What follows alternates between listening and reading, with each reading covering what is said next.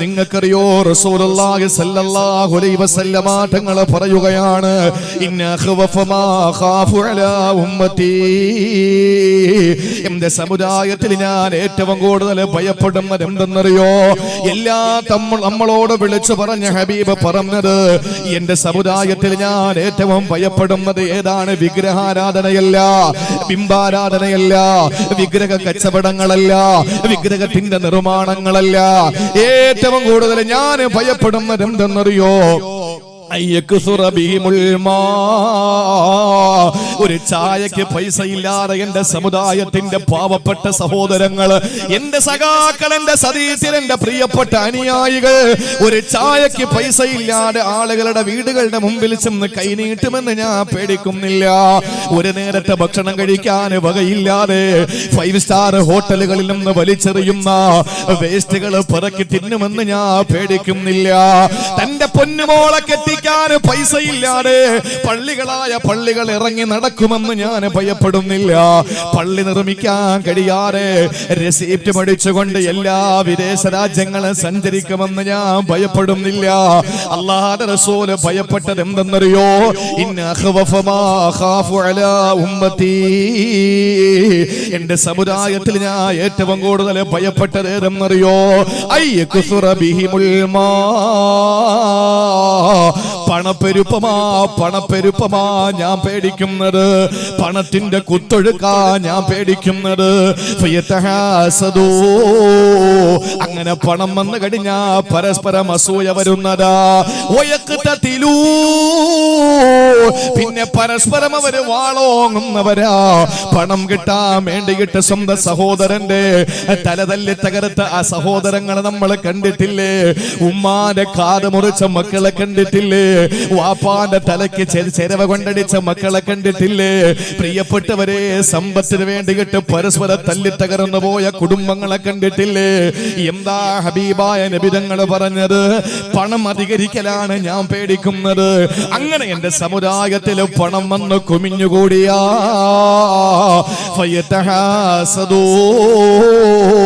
അവര് പരസ്പരം അസൂയ വയ്ക്കുമെന്ന് മുഖ്ബിറെ സാദിഖ് നബി മുഹമ്മദ് മുസ്തഫ. 5 ശത്രുക്കളെ അല്ലാഹ് പരിചയപ്പെടുത്തി മുസ്ലിമേ. 5 പ്രതിസന്ധികളെ ഹബീബ് പരിചയപ്പെടുത്തി പെങ്ങളെ. അതിൽ ആദ്യത്തെ പ്രതിസന്ധി ഏതാ? ആദ്യത്തെ പരീക്ഷണം ഏതാ? ആദ്യത്തെ ശത്രുവേദാ? മുഅ്മിനീ യഹ്സുദൂനഹു,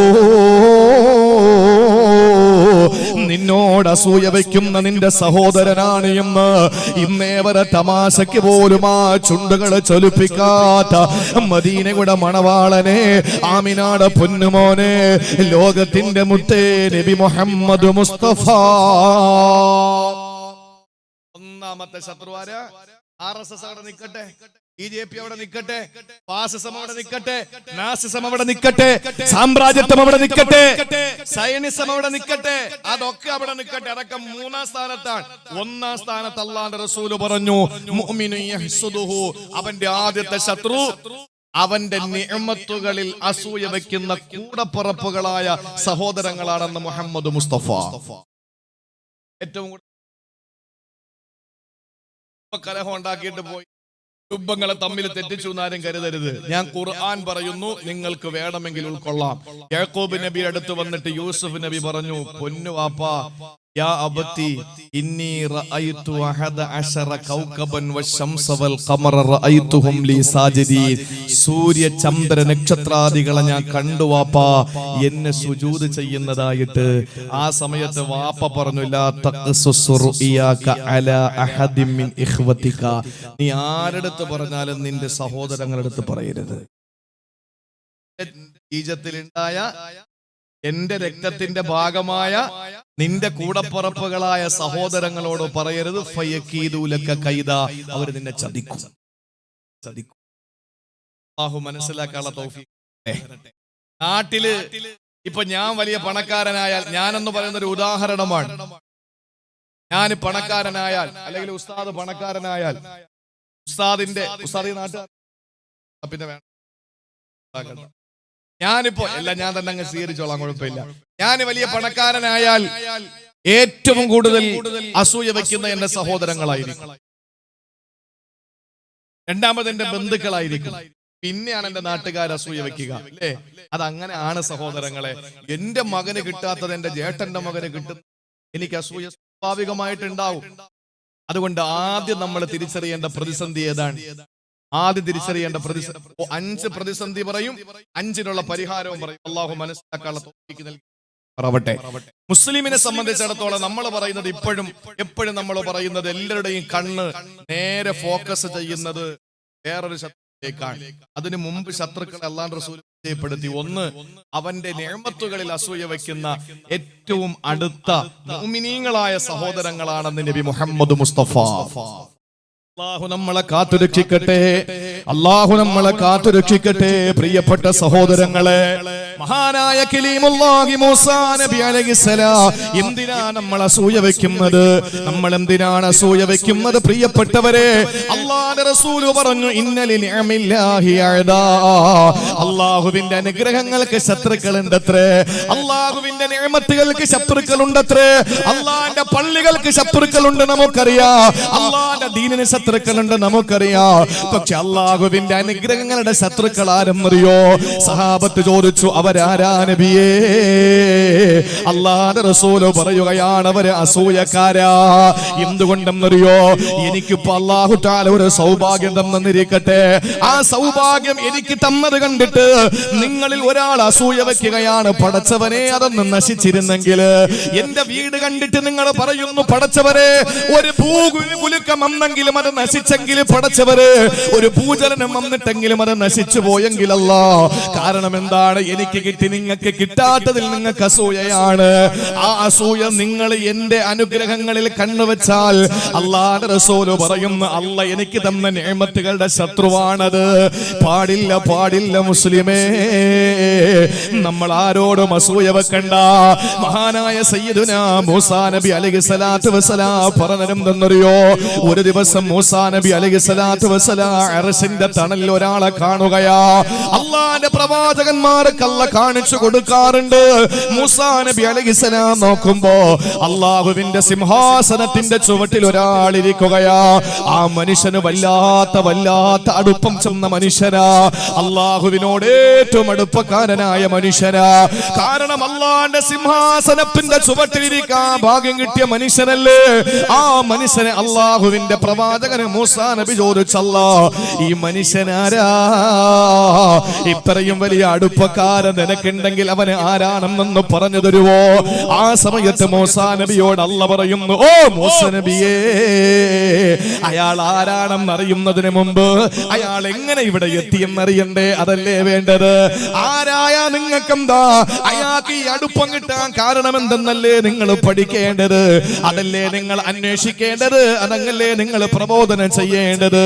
അവരാരോ ആയിക്കോട്ടെ, നിങ്ങൾ ആരാണെന്ന് അന്വേഷിക്കുന്നതിന് മുമ്പ് അയാൾ ഇങ്ങനെ എന്റെ സിംഹാസനത്തിന്റെ ചുവട്ടിലെത്തിയെന്ന് നിങ്ങൾ അറിയുക. മൂസാ നബി ചോദിക്കുന്നു, അല്ലാ, അയാളെ എങ്ങനെയാ നീ ഇത്ര അടുപ്പക്കാരനാക്കിയതല്ല? ഇത്രയും അടുപ്പ് ശ്രദ്ധിക്കാൻ അയാളെ ചെയ്ത പ്രവൃത്തി എന്താ? മഹാനായ മൂസാ നബിയോട് അല്ലാഹു പറയുകയാ,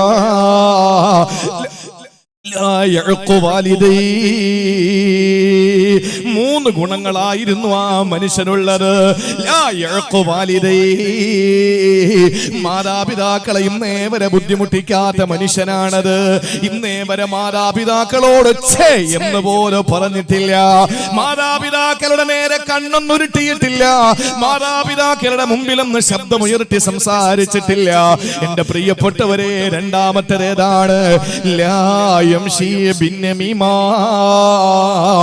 യേശനി പറഞ്ഞ് നടന്നിട്ടില്ല.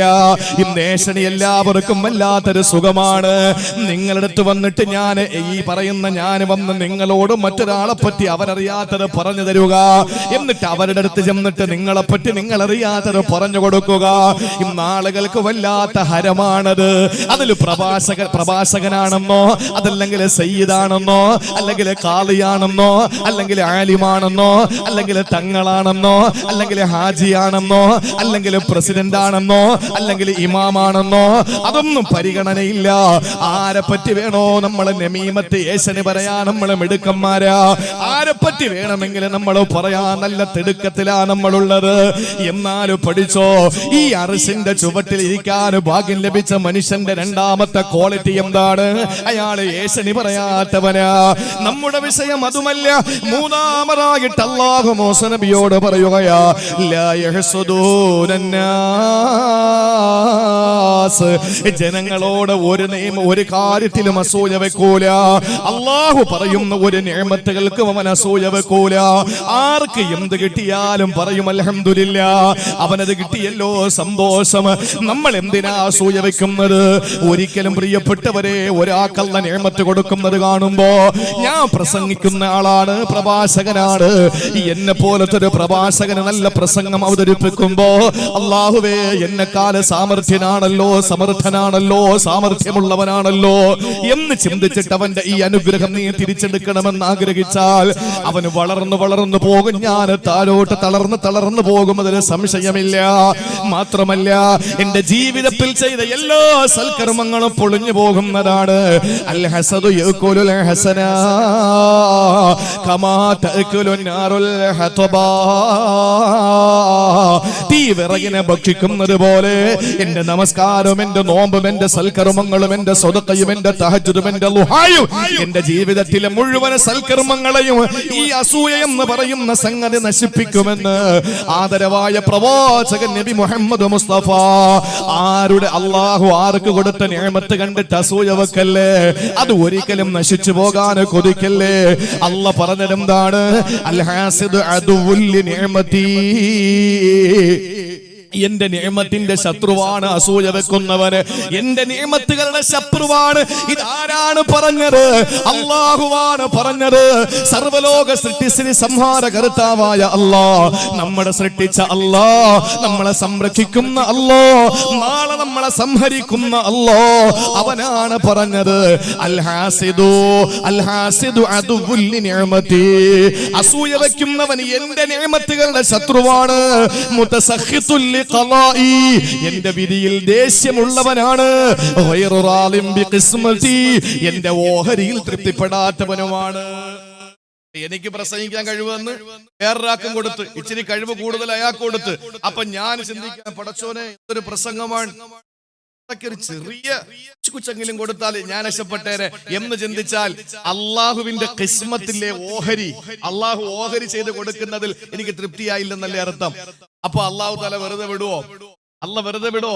അള്ളാന്റെ പള്ളിയുടെ മുമ്പിൽ വന്ന്, അല്ലെങ്കിൽ പടച്ചവന്റെ മദ്രസയുടെ മുമ്പിൽ വന്ന്, അല്ലെങ്കിൽ പടച്ചവന്റെ പരിശുദ്ധ ദീനിനോട് കളിക്കുന്നത് പോലെയാണോ ഇത്? അല്ല പറയാണ്, എന്റെ നിഅമത്തുകളുടെ ശത്രുവാണ്, എന്റെ ഓഹരി കൊണ്ട് പൊരുത്തപ്പെടാത്തവനാണ്, എന്റെ വിധിയിൽ തൃപ്തിപ്പെടാത്തവനാണ്.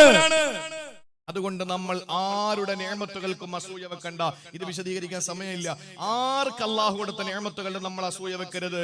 നമുക്കൊരു നിഅമത്ത് കിട്ടുമ്പോൾ മറ്റുള്ളവർ അസൂയ വെച്ചാൽ അതിൽ നിന്ന് രക്ഷപ്പെടാൻ വേണ്ടി നമുക്ക് ഇൻഷാ അല്ലാഹ് ചെയ്യാനുള്ള ഒറ്റ കാര്യമുണ്ട്. അതാണ് ഖുൽ അഊദു ബിറബ്ബിൽ ഫലഖ് من شر ما خلق ومن شر غاسق إذا وقب ومن شر النفاثات في العقد ومن شر حاسد إذا حسد.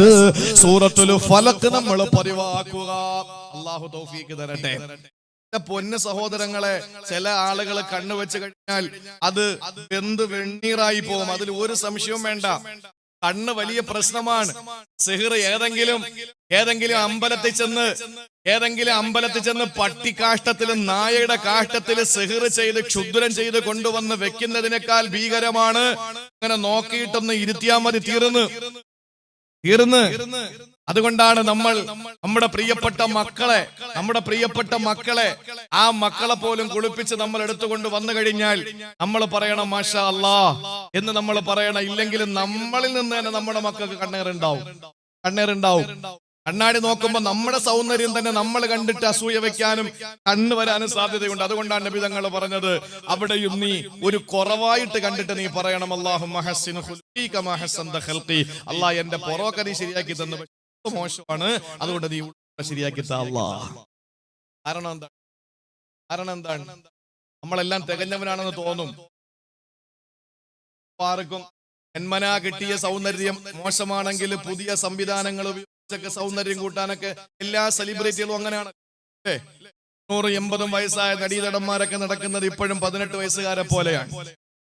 കാരണം എന്താണ്? പൈസയുണ്ട്. അവർക്ക് ധൈര്യമായിട്ട് അവരുടെ കോലങ്ങൾ മാറ്റാൻ ഇപ്പോ പ്ലാസ്റ്റിക് സർജറിയാണ്. നമ്മുടെ ശാസ്ത്രം പുരോഗമിച്ചില്ലേ? മെയിൻ അപകടം നടന്ന ഒരു സമയത്ത് ഒരു ചെറുപ്പക്കാരന്റെ ലിംഗം തെറിച്ചുപോയി. ഹൈവേയിൽ വെച്ച് ലിംഗം തെറിച്ചുപോയി ഒരു ചെറുപ്പക്കാരൻ്റെത്. മംഗലാപുരത്തുള്ള കസ്തൂർബ മണിപ്പാലിലാണ് അതിന്റെ കേന്ദ്രമെങ്കിലും മംഗലാപുരത്തെ കസ്തൂർബ മെഡിക്കൽ കോളേജ് എന്ന് പറയുന്ന കർണാടകയിലെ മെഡിക്കൽ കോളേജിലെ നിപുണനായ ഏറ്റവും പ്രഗത്ഭനായ പ്രശസ്തനായ ഡോക്ടർ ഒരു വിരൽ മുറിച്ചെടുത്തിട്ട് ആ വിരൽ ലിംഗമായി വെച്ച് പിടിപ്പിച്ചിട്ട് അതിന് ഉദ്ധാരണ ശേഷി ഉണ്ടാക്കി കൊടുത്ത കാലമാണ് നമ്മളുള്ളത്. ആ ഒരു ലോകത്താണ് നമ്മളുള്ളത്. ഇപ്പൊ അടുത്ത സമയത്ത് ഉദ്ധാരണ ശേഷി കൂടാൻ വേണ്ടിയിട്ട് ആളെ കടിക്കുന്ന മരുന്നടിച്ചിട്ട് തന്റെ ഗേൾ ഫ്രണ്ടിനടുത്ത് പോകാൻ വേണ്ടിയിട്ട് ഒരു വാർത്തയാണ്, വലിയ വാർത്തയാണ്. NRCയുടെ അങ്ങ് മുങ്ങിപ്പോയെന്നേ ഉള്ളൂ. ഉദ്ധാരണ ശേഷി കൂട്ടാൻ വേണ്ടിയിട്ട് കാളക്കടിക്കുന്ന മരുന്നെടുത്ത് അടിച്ചിട്ട് ഗേൾ ഫ്രണ്ടിനോടൊപ്പം സഞ്ചരിക്കാനും സഹവസിക്കാനും തീരുമാനിച്ചു. ആശുപത്രിയിൽ കയറി ഇപ്പൊ 40-50 ഓപ്പറേഷൻ കഴിഞ്ഞു. അള്ള തരുന്ന ഒരു നിയമത്തുണ്ട് സഹോദരങ്ങളെ. നമുക്കിപ്പോ അള്ളാഹു താല കാൽമുട്ട് തന്ന് എവിടെ ാൻ കുഴപ്പമൊന്നുമില്ല. 10-25-35 വർഷം കഴിഞ്ഞാൽ പിന്നെ ഈ മുട്ട് മടങ്ങാതെ നമ്മൾ മുട്ട് മാറ്റി വെക്കേണ്ടി വരുന്നു. മുട്ടുമാറ്റിവെക്കൽ ശസ്ത്രക്രിയ ഇന്ത്യയിൽ ആദ്യമായി നടത്തിയത് അടൽ ബിഹാരി വാജ്പേയി എന്ന് പറയുന്ന AB വാജ്പേയി എന്ന ഒരു കാലത്ത് മിതവാദിയാണെന്ന് ഇപ്പൊ തോന്നിപ്പോകുന്ന അന്നെന്ന ഏറ്റവും വലിയ ഭീകരവാദിയായി നമുക്ക് തോന്നിയ മുൻ പ്രധാനമന്ത്രി. അന്ന് നമ്മൾ തോന്നിയതാണ് ഏറ്റവും വലുതെന്ന്. പിന്നീട് മഹാന്മാരൊക്കെ വന്നപ്പോ നമ്മൾ മനസ്സിലായി അത് മിതവാദിയാണെന്ന്. അപ്പൊ ആളുകൾ മിതവാദി, വലിയവാദി, തീവ്രവാദി എന്നൊക്കെ പേര് കൊടുക്കുന്നത് പുറകെ ഓരോന്ന് വരുമ്പോഴാണ്. ഇപ്പൊ നമ്മൾ ലോകം കണ്ട ഏറ്റവും വലിയ ഭീകരവാദി മോഡിയും ഷായും യോഗി എന്നാ നമ്മൾ കരുതുന്നത്. ഇതിനെക്കാളും വലുത് വരുമെന്ന് അഷ്റഫുൽ ഖൽഖ് നബി മുഹമ്മദ് മുസ്തഫ. പിന്നീട് കഴിഞ്ഞ് പറയാം. എന്റെ പ്രിയപ്പെട്ട സഹോദരങ്ങളെ, ചുരുക്കത്തിൽ അള്ളാഹു തന്ന ഈ കാലുണ്ടല്ലോ, ഇപ്പോ നമുക്കറിയാം മഴതനിയുടെ നാടാണിത്. മഴതനിയുടെ കാല് എത്ര തവണ ആ വെപ്പുകാല് മാറ്റിവെച്ചു. കോയമ്പത്തൂര് വെച്ച് അദ്ദേഹം അനുഭവിച്ച ഏറ്റവും വലിയ വിഷമം എന്ന് പറഞ്ഞാൽ അദ്ദേഹത്തിന്റെ കാല് മാറ്റിവെക്കാൻ കഴിയാത്ത നിലയിൽ അദ്ദേഹം ശംഖുമുഖത്ത് കടപ്പുറത്ത് തടിച്ചുകൂടിയ പുരുഷാരത്തിന്റെ മുമ്പിൽ അദ്ദേഹത്തിന്റെ വെപ്പുകാല് കാണിച്ചു കൊടുത്തു. മാറ്റണം. അതിനോട് ചോദിച്ചു നോക്ക്, ഉസ്താദ് ക്വാളിറ്റി ഉള്ളതാണെങ്കിൽ 3 വർഷം, ഇല്ലെങ്കിൽ 1.5 കൊല്ലം കഴിയുമ്പോൾ മാറ്റി വെക്കണം. അള്ളാഹു തന്ന ഈ കാലുകൊണ്ട് 10-80 കൊല്ലം പാറകളിലും അതുപോലെ തന്നെ ഏത് ലോകത്തും ഓടി നടന്നിട്ട് ഉപ്പൂറ്റി തേഞ്ഞു പോയി മാറ്റിവെക്കണമെന്ന് നമ്മൾ ഇതുവരെ കേട്ടിട്ടുണ്ടോ? അള്ള തരുന്ന നിയമത്തുകൾക്ക് നമുക്ക് ഒരിക്കലും അതിന് വില കൽപ്പിച്ചിട്ടില്ല. അത് നമ്മൾ എന്തെങ്കിലുമൊക്കെ ഒരു ആപത്ത് നമ്മൾ ചിന്തിക്കൂ. അള്ളാഹു അവന്റെ നിഅമത്തുകൾക്ക് നന്ദി രേഖപ്പെടുത്താനും അള്ള തരുന്ന നിഅമത്തുകൾക്ക് അസൂയ വയ്ക്കുന്നവരിൽ നിന്ന് രക്ഷപ്പെടാനും അള്ളാഹു തൗഫീക്ക് നൽകട്ടെ.